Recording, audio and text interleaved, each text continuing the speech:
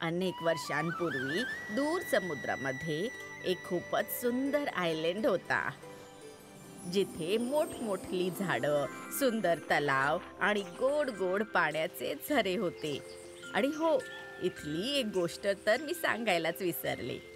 इथले दुर्लभ पांढरे दगड, ज्याने विश्वातल्या सगळ्यात सुरेख मूर्त्या बनल्या होत्या.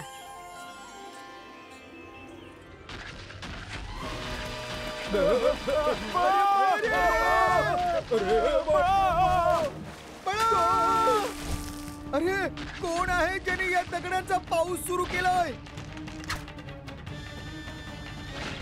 खाली उतर. ही कुठली पद्धत झाली दगड उतरवण्याची? माफ करा भाऊ, थोडा अजून उशीर केला असता तर दगडाच्या वजनानं माझी नाव बुडाली असती, म्हणून सूचना न देता असं करावं लागलं. खूपच विचित्र माणूस आहेस. अरे, कोणाचं डोकं फुटलं असतं म्हणजे? विचित्र मी आहे की तुमच्या बेटाचा नियम? असं कुठे ऐकलंय का की मूर्ती बनवायची खास कला शिकायची असेल तर स्वतःचे दगड स्वतः घेऊन या? मला सांगतायत. आधी तुमचे नियम ठीक करा, मग बोला. येतो मी. हे तर हा बरोबर बोलून गेला. आपल्या देशाच्या नियमातच गडबड आहे. दररोजच्या या दगडाच्या त्रासापासून सुटका मिळवायची असेल तर आपल्याला महाराजांशी बोलावंच लागेल. तुम्ही तुमची समस्या सांगा. खरं तर बाब ही आहे महाराज की आपले राजकलाकार अमरसेन यांची मूर्तीची कला इतकी चर्चित आहे की दूर दूरहून लोक इथे त्यांच्याकडून मूर्तिकला शिकायला येत आहेत. पण ही तर आपल्यासाठी गर्वाची बाब आहे. यात समस्या काय आहे? समस्या ही नाहीये महाराज. समस्या आहे मूर्तिकला शिकण्याची अट. आणि अट अशी आहे की ज्याला ही कला शिकायची आहे त्याला त्याचा दगड स्वतः घेऊन यावा लागेल. आता या अटीमुळे आपल्या किनाऱ्यांवर दगडच दगड उतरत राहतात, ज्यामुळे आम्हाला व्यापार करायला खूप अडचण होते. मंत्री, आपल्या राज्यामध्ये दगडांची कमतरता आहे का, म्हणून कलाकारांकडूनच दगड मागवले जात आहेत? हे काय बोलत आहात महाराज? जिथे सोनं, चांदी, खाणं पिणं कुठल्याच गोष्टीची कमतरता नाहीये, तिथे दगडांची कमतरता कशी असेल महाराज? मग भानगड काय आहे? अमरसेनने काहीतरी विचार करूनच हा नियम बनवला असेल. जर आपण म्हणत असाल तर अमरसेनजींना येण्याचं बोलावणं पाठवण्यात यावं का? नाही, तो राजकारागीर असल्याबरोबरच आमचा मित्रही आहे, म्हणूनच आम्ही स्वतः आमच्या मित्राला भेटायला जाऊ. आणि महाराज हिमबिंदू आपल्या मित्रांसोबत अमरसेनच्या मूर्ती पाठशाळामध्ये पोहोचले, जिथे महाराजांना स्वतः आलेलं पाहून सगळे चकित होऊन जातात आणि अमरसेन महाराजांना इथे येण्याचं कारण विचारतात, ज्यावर महाराज मूर्तिकाराला शिकवण्यासाठी दगड आणण्याच्या निराळ्या नियमाबद्दल विचारतात. महाराज, आपलं राज्य छोटंसं आहे. इथली माती, झाडं, झुडपं एवढंच नाही तर दगड सुद्धा निसर्गाची भेट आहे. आणि निसर्गाने सगळं काही खूप समजून उमजून बनवलं आहे. ही झाडं, झुडपं, पाणी, डोंगर, दगड सगळं काही यांच्यापैकी एखाद्या गोष्टीशी पण केलेली छेडछाड निसर्गाचं संतुलन बिघडवू शकते. आणि मग इथे काहीच उरणार नाही. जर काही उरलंच नाही तर आपण येणाऱ्या पिढीला काय देणार? वाह अमरसेन, वाह. आम्ही तुझ्या विचारांवर अति प्रसन्न झालो. आणि उरली बाब तुम्हा लोकांच्या समस्येची, तर मी लवकरच मूर्तिकारांचे दगड ने-आण करण्यासाठी वेगळा किनारा बनवण्याची व्यवस्था करतो, ज्याने तुम्हा लोकांना कसलीही अडचण होणार नाही. धन्यवाद महाराज, ही तर खूप चांगली गोष्ट झालीये. महाराजांचा विजय असो. महाराजांच्या न्यायावर सगळे प्रसन्न झाले.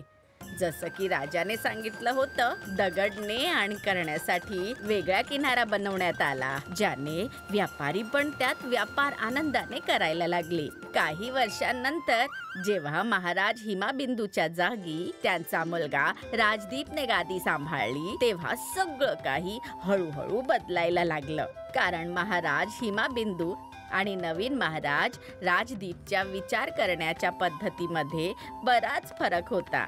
त्यांचा प्रत्येक निर्णय केवळ फायद्यासाठीच असायचा. काही दिवसानंतर ज्यांनी आधी तक्रार केली होती त्यांनी पुन्हा मूर्तिकार अमरसेन आणि त्यांच्या दगड आणण्याच्या नियमांबद्दल राजदीपचे कान भरायला सुरुवात केली. अमरसेनला राज दरबारात हजर करण्यात यावं. क्षमा करा महाराज, ते तुमच्या पिताश्रींचे मित्र आहेत. तुम्ही त्यांच्याकडे स्वतः गेलं पाहिजे. आपले पिताश्री सुद्धा असंच करत होते. तुम्ही हे विसरू नका की पिताश्रींच्या जागी महाराज आता मी आहे. आमच्या आज्ञेचं त्वरित पालन व्हावं. आणि थोड्याच वेळात नवीन महाराजांच्या आदेशावर अमरसेन दरबारात हजर झाले. तुमची मूर्तिकला शिकण्यासाठी कलाकारांनी दगड घेऊन यायच्या नियमाला आम्ही आज आणि आतापासून समाप्त करण्याचा आदेश देतो. पण महाराज, याने आपली आणि आपल्या राज्याची खूप हानी होईल. हानी आणि लाभ तुम्ही आमच्यावर सोडून द्या, कारण आम्हाला समजलं आहे की दगड घेऊन येण्याच्या नियमामुळे कित्येक कलाकार इथे येऊच शकत नाही. म्हणून नाही नियम राहील ना कलाकार इथे यायला कचरतील. लोक येतील तर व्यापार येईल, व्यापार येईल आणि प्रगती होईल. पण आमचं बोलणं अजून पूर्ण नाही झालंय. तुम्ही या राज्याची खूप सेवा केली आहे, त्यासाठी हे राज्य आपला आभारी आहे. पण आता तुमचं आरामाचं वय आहे, त्यामुळे आतापासून तुम्हाला सेवामुक्त करण्यात येत आहे. जशी आज्ञा महाराज. स्वतःच्या फायद्यासमोर महाराज राजदीपला काहीच सुचत नव्हतं. म्हणूनच आता नवीन नियम आल्याने हळूहळू राज्यामध्ये मोठ्या संख्येने लोक येऊ लागले. मोठ्या संख्येने खोदकाम करून दगड काढू लागले.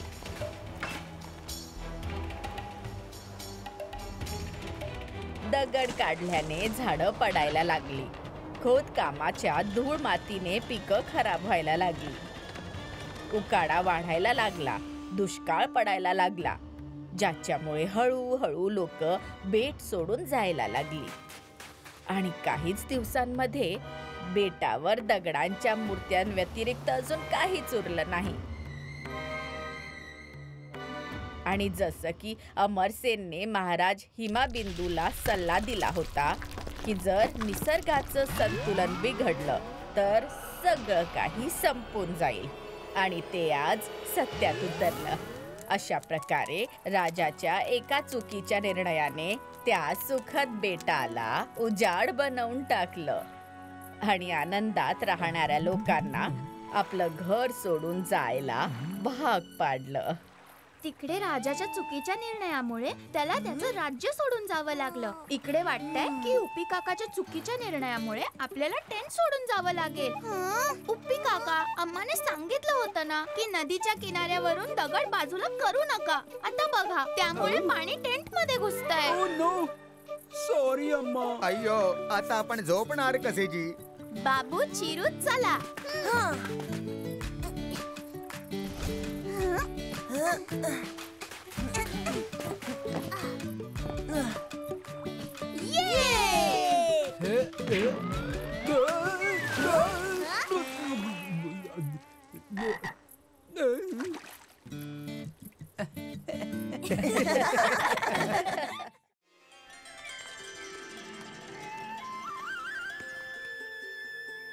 कांची विजयनगरच्या विणकराची म्हणजे एका वीरवराची मुलगी होती, जी खूपच सुंदर आणि मेहनती होती.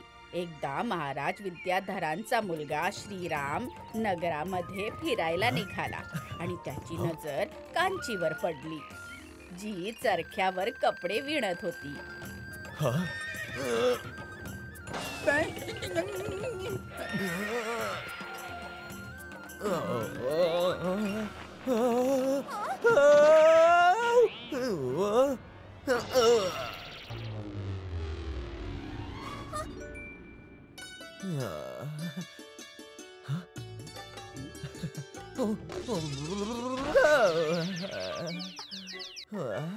कांचीचे सौंदर्य पाहून राजकुमार श्रीराम तिला बघतच राहिले.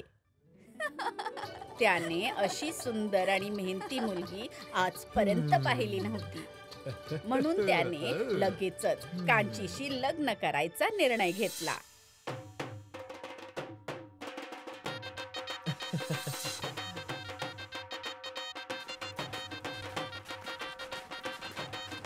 आणि लग्न करून तिला राजमहलात घेऊन आले.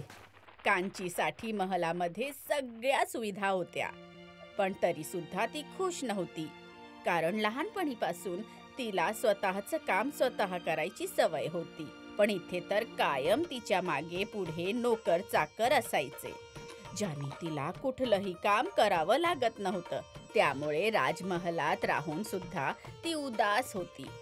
कांचीला उदास पाहून तिला खुश करण्यासाठी राजकुमारांनी तिच्यासाठी नवीन नवीन कपडे, भरपूर दागिने आणि तऱ्हेतऱ्हेची पक्वानं पाठवली.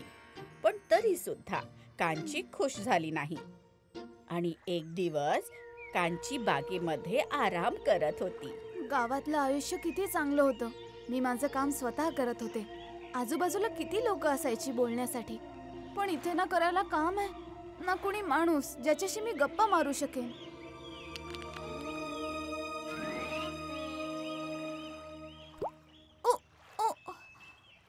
हा कसला किडा आहे? आधी कधीच नाही बघितला. कांचीने पहिल्यांदाच असला कुठला तरी किडा पाहिला होता, जो एक कुकून होता. आणि त्याच्या शरीरातून जो धागा निघत होता तो रेशम होता, म्हणजेच सिल्क होता. हे काय?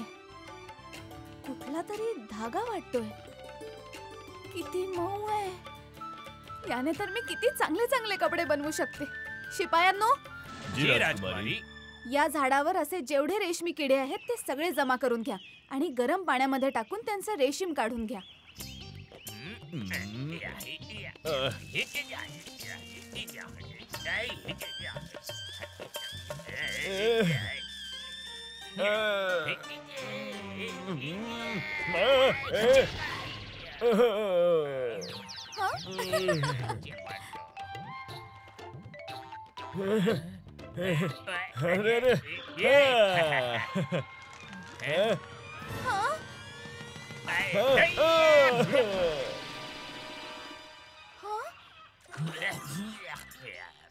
राजकुमारी जी, हा कीड़ा है कि राक्षस है?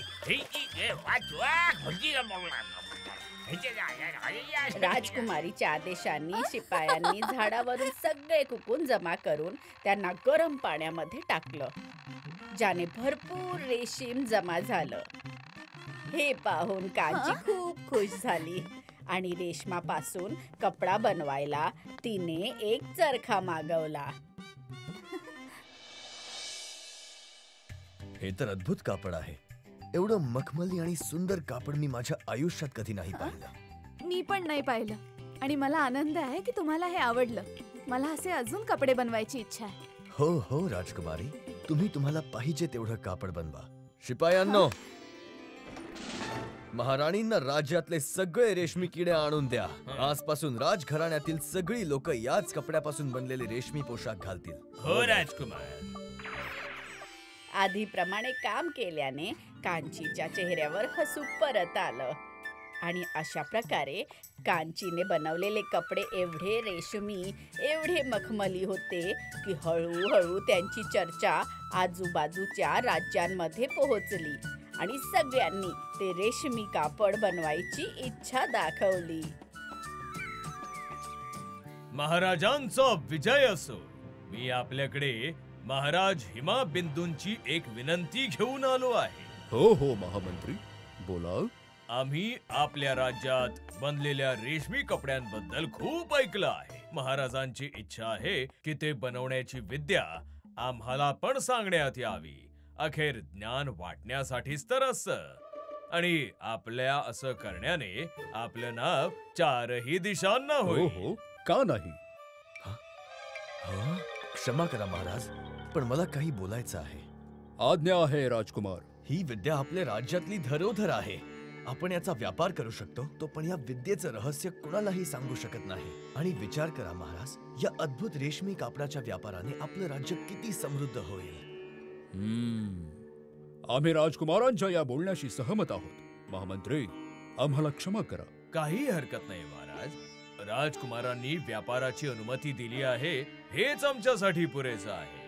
अशा प्रकारे विजयनगरच्या आजूबाजूच्या राज्यांमधून रेशमी कापडाचा व्यापार सुरू झाला आणि ही विद्या इतर कुठल्याही जागी पोहोचू नये म्हणून महाराजांच्या आदेशानुसार कोणालाही विजयनगरमधून रेशमी धागा किंवा रेशमी धाग्याचा किडा नगरच्या बाहेर घेऊन जायची अनुमती नव्हती आणि नाही ही विद्या सांगायची अनुमती होती. आणि रेशमी कपड्याच्या व्यापाराने विजयनगरमध्ये समृद्धी पण झाली आणि प्रसिद्धी सुद्धा. किती सुंदर साडी आहे. ही कुणासाठी आहे? तुझ्यासाठी? माझ्यासाठी? विसरलीस? आज तुझ्या पाठवणीचा दिवस आहे आणि जिथून आजूबाजूच्या सगळ्या राज्यांमध्ये रेशमी कापडाचा व्यापार होतो तिथल्या राजकुमारीला पाठवणीमध्ये रेशमी साडी तर मिळायलाच हवी ना. मला चरख्यावर रेशमी कापड बनवणं खूप आवडतं. मी फक्त साडीच नाही तर रेशमाचे किडे पण माझ्यासोबत घेऊन जाणार म्हणजे तिथे जाऊन मी रेशमी कापड बनवू शकेन. अशी चूक करू नकोस मालिका. महाराजांचा आदेश आहे. आणि विसरलीस, राज्य सोडण्यापूर्वी सगळ्यांची झडती घेतली जाते. जर पकडली गेलीस तर अनर्थ होईल. मग मी काय करू? काहीच नाही. जेव्हाही तुला रेशमी साडी हवी असेल तेव्हा कुणाला तरी पाठवून मागवून घे. मल्लिका महाराज विद्याधरांच्या भावाची मुलगी होती जिचं काही दिवसांपूर्वीच एका शेजाऱ्या राज्यातील राजकुमाराशी लग्न झालं होतं. रेशमी कपडे बनवण्यात कांचीला मल्लिका नेहमी मदत करायची त्यामुळे तिची लग्नानंतरही रेशमाचे कपडे बनवायची खूप इच्छा होती. पण कुकून शिवाय हे शक्य नव्हतं म्हणून तिने एक युक्ती काढली.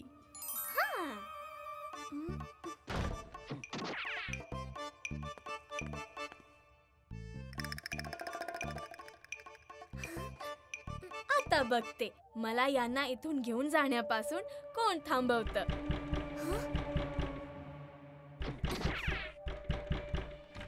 ताई, तुझ्या पाठवणीची वेळ झाली आहे. जसा की या राज्याचा नियम आहे, जाण्यापूर्वी तुझी झडती घेतली जाईल. हो हो दादा, का नाही, मी तयार आहे. दासी, काही नाहीये राजकुमार. चल ताई.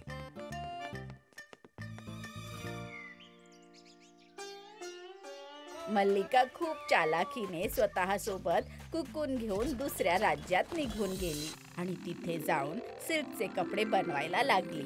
मल्लिकाची सिल्कचे कपडे बनवायची कला जी ती विजयनगरमध्ये शिकली होती ती सगळ्यांना खूप आवडली, ज्याने विजयनगर आणि महाराज विद्याधर दोघांचंही नाव दूर दूरवर पसरलं आणि तिथूनही सिल्कच्या व्यापाराला भरभराट मिळाली. महाराज विद्याधरांना या गोष्टीची जाणीव झाली की अद्भुत विद्या लपवण्याची नाही, सांगायची गोष्ट आहे आणि म्हणूनच त्यांनी सिल्कचे कपडे बनवायची विद्या शिकवण्यासाठी विजयनगरचे दरवाजे सगळ्यांसाठी उघडले. If you like this video, subscribe to our channel Murthy Media.